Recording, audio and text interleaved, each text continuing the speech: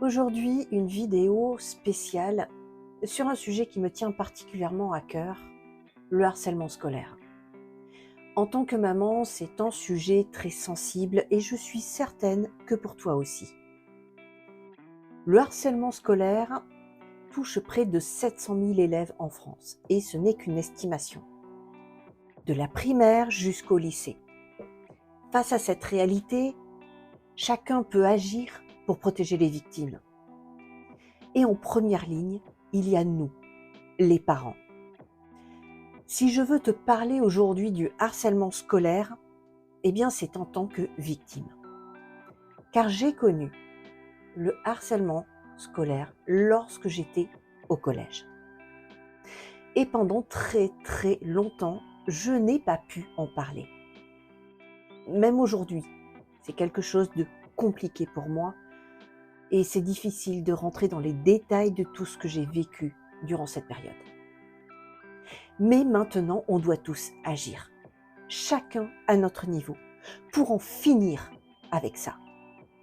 Parce que garder le silence ou détourner le regard rend service au bourreau, alors que la mise en lumière aide vraiment les victimes.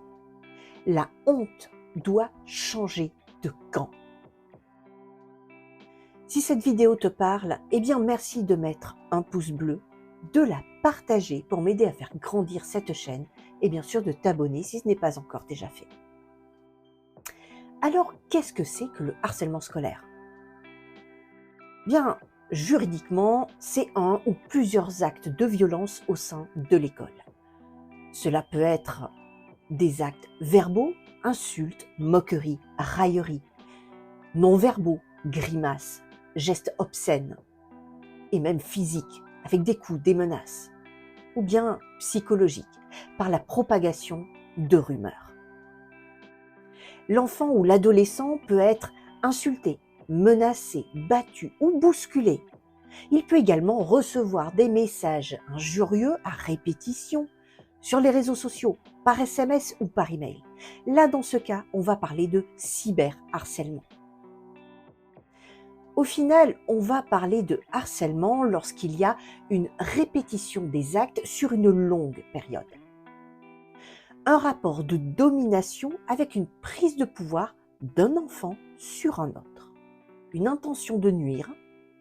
Et même si au départ, l'action est souvent qualifiée de jeu et n'est pas malveillante, elle le devient parce qu'elle va s'installer dans la durée.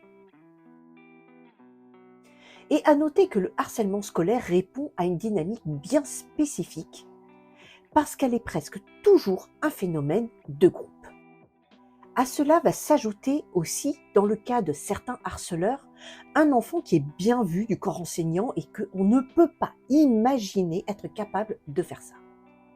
Ce fut mon cas où le corps enseignant voyait mais ne voyait pas.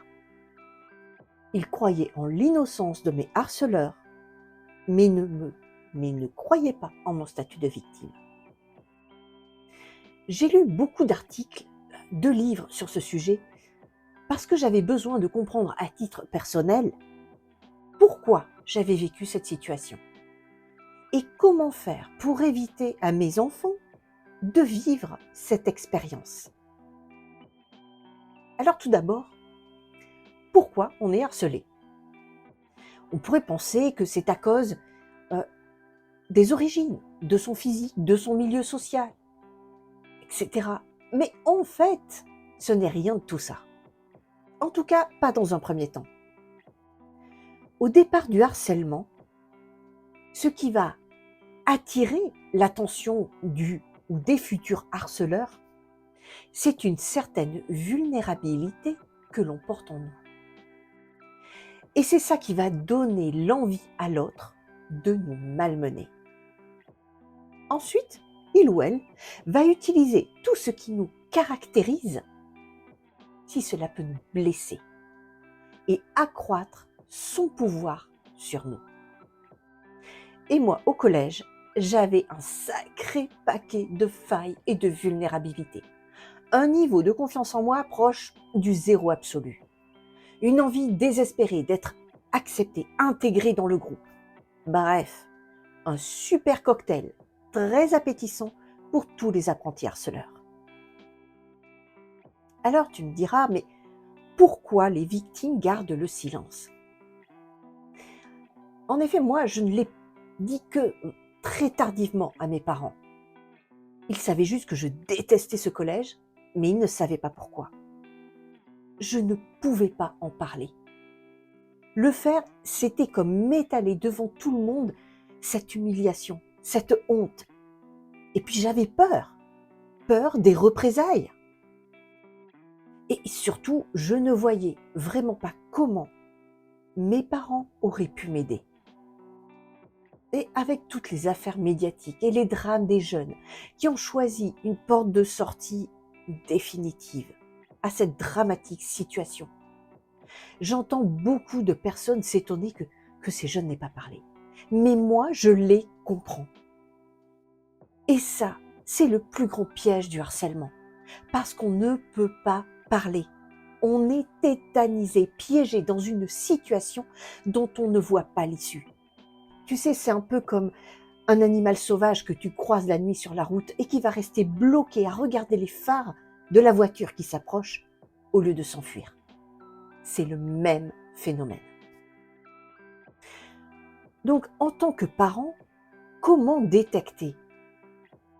Eh bien, déjà, il faut être attentif au comportement de son enfant, au non-dit, au silence. Parce que dans ces situations, eh bien, on appelle au secours de manière détournée. La mienne, c'était de devenir plus colérique, plus solitaire, plus renfermée, et bien sûr des notes qui ont dégringolé. Mais cela peut être des affaires cassées, des vêtements déchirés, des traces de bleu, etc. Il y a le plus souvent un changement soudain de comportement, et ça c'est très révélateur. Alors bien sûr, tous nos enfants sont différents, mais si par exemple ton enfant est timide et qu'il devient insolent, ou si ton enfant ne dormait pas beaucoup et qu'il passe son temps maintenant à dormir, ou si c'est un enfant sensible et que tu as l'impression qu'il surjoue la joie, eh bien tous ces petits éléments doivent t'alerter. Car ton enfant ne viendra jamais te voir en te disant « Maman, en fait, je me fais harceler à l'école ». Non. Et comment faire si ton enfant est victime de harcèlement? Si ton enfant t'en parle ouvertement, ou si tu suspectes qu'il en est victime, eh bien, il est essentiel de ne pas minimiser ses paroles. Évite de lui dire que « mais c'est rien, ça passera, c'est une dispute entre copains ». Parce qu'à ses yeux, c'est une situation qui peut paraître insurmontable. Alors montre-lui que tu prends la situation au sérieux et que tu es là pour l'aider.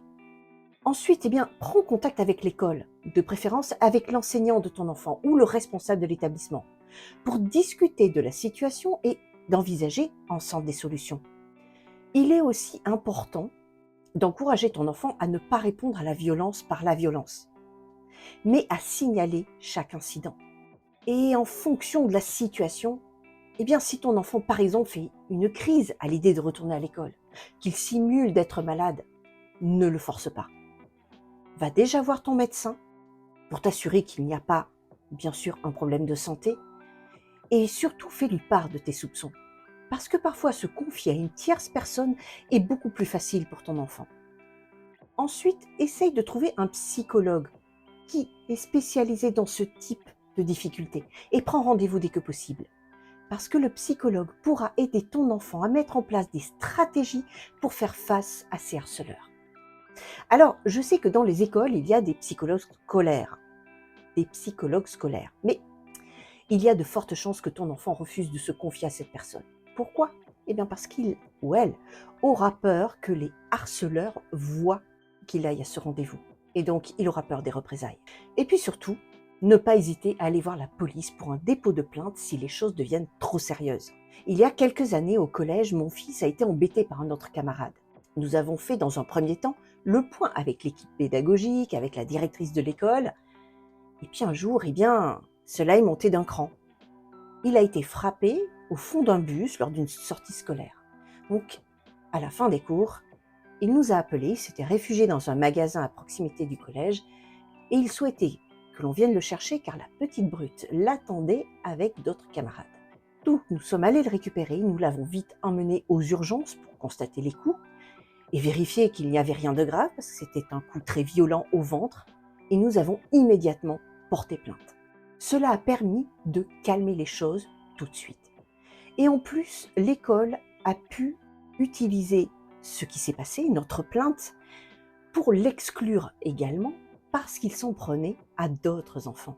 Et si notre fils n'a pas hésité à nous alerter, eh bien c'est parce que j'ai toujours été transparente avec lui et que je lui ai expliqué ce que j'avais moi-même vécu au collège, sans entrer dans les détails bien sûr. Et ça c'est la clé pour prévenir le harcèlement et soutenir nos enfants. C'est de maintenir un dialogue ouvert et de confiance en famille. Parler du harcèlement scolaire doit être un sujet que l'on aborde, même lorsque tout va bien, et surtout à ce moment-là, pour montrer à nos enfants que c'est un sujet dont ils peuvent parler sans peur et sans honte. Alors, comment aborder ce sujet avec ton enfant? C'est vrai qu'en tant que parent, il est important de créer un climat où ton enfant se sent écouté et soutenu, sans jugement. Tu peux aborder le sujet du harcèlement en racontant des exemples concrets, des histoires que tu as entendues, ou même en partageant ta propre expérience personnelle, tout en adaptant ton discours à l'âge et à la sensibilité de ton enfant. Il y a également des films qui parlent du harcèlement. Je pense notamment à un film qui est plutôt pour les adolescents niveau lycée, qui s'appelle 13 Reasons Why, et que tu peux trouver sur Netflix. La saison 1 plutôt, les autres saisons sont un peu particulières, mais la saison 1 montre bien comment le harcèlement peut monter crescendo et amener une personne à des extrémités définitives. Et puis, demande-lui comment ça se passe à l'école, s'il a des amis, comment il se sent dans sa classe, dans la cour de récréation. Les questions ouvertes sont essentielles pour laisser l'enfant s'exprimer à son rythme. Sinon, il te répondra juste oui, non, et tu n'obtiendras pas plus d'informations. Le dernier point, c'est l'importance d'une communauté soudée. Parce que le harcèlement scolaire ne peut pas être combattu seul. En tant que parent, enseignant, ami et membre de la communauté, il est de notre devoir de veiller les uns sur les autres. Sensibiliser les enfants dès le plus jeune âge à l'empathie, au respect des différences et à la solidarité peut avoir un impact durable. Parce que tout commence à la maison. Le harcèlement scolaire est une réalité, mais ce n'est pas une fatalité. En tant que parent, tu as un rôle crucial dans la détection et la prévention du harcèlement. Alors si tu remarques des changements de comportement chez ton enfant, n'hésite pas à en parler et à chercher de l'aide. Rappelle-toi, ouvrir la porte à la communication, créer un environnement bienveillant à la maison est indispensable pour créer une relation de confiance avec ton enfant. Nous pouvons tous faire la différence. Et si tu veux en savoir plus, n'hésite pas à consulter les ressources disponibles pour t'aider dans des situations de harcèlement que je te mets en bas en description de cette vidéo. Ensemble, nous pouvons aider nos enfants à grandir dans un environnement sécurisé et respectueux. J'aime beaucoup ce dicton qui dit qu'il faut tout un village pour élever un enfant. Merci d'avoir regardé cette vidéo jusqu'au bout. Abonne-toi pour plus de vidéos sur la parentalité et la bienveillance. Et ensemble, faisons changer les choses pour nos enfants.